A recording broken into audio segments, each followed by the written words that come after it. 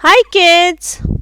आज पंचतंत्र कहानी की श्रृंखला में मैं यानी कि आपकी कहानी दीदी आपके लिए लेकर आई हूँ एक बड़ी ही मज़ेदार कहानी। कहानी का नाम है गधे के पास दिमाग नहीं होता।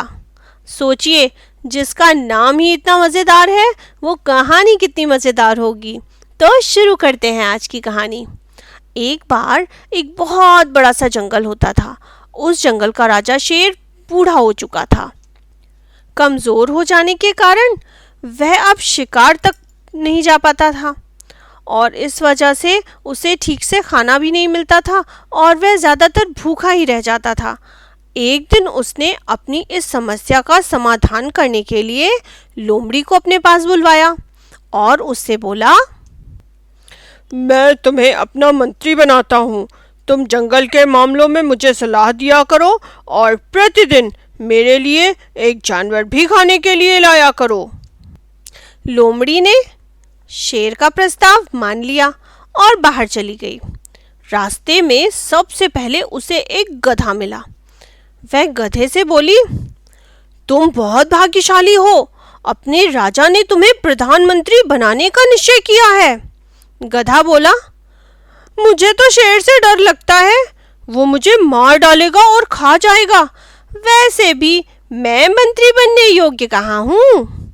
चालाक लोमड़ी हंसने लगी और बोली, अरे तुम्हें अपने गुणों का पता नहीं है। तुम्हारे अंदर बहुत सारे अच्छे अच्छे गुण हैं। हमारे राजा तुमसे मिलने के लिए बेचैन हुए जा रहे हैं। उन्होंने तुम्हें इसलिए चुना है क्योंकि तुम बहुत ही बुद्धिमान, विनम्र और बहुत मेहनत करते हो।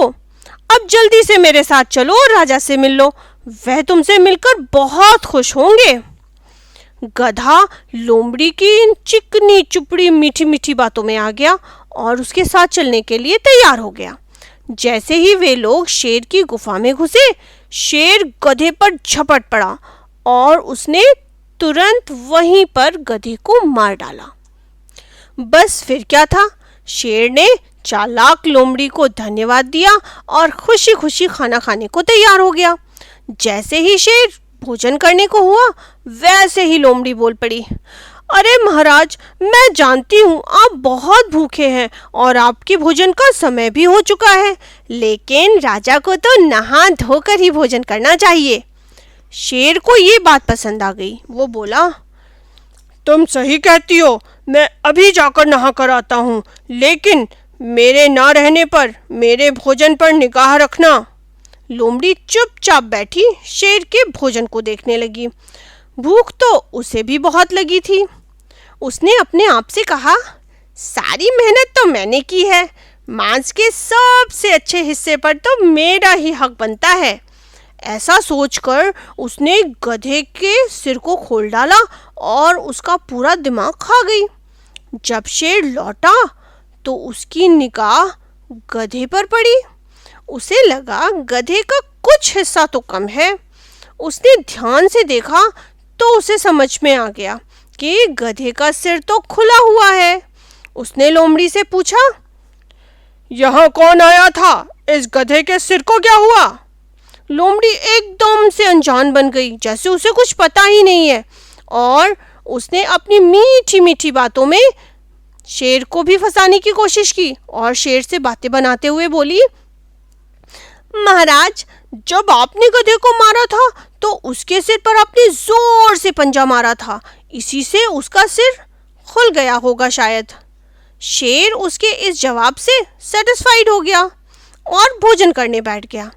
अचानक फिर वह जोर से चिल्लाया, अरे इस गधे का दिमाग कहाँ गया? मैं तो सबसे पहले इसका दिमाग ही खाना चाहता हूँ।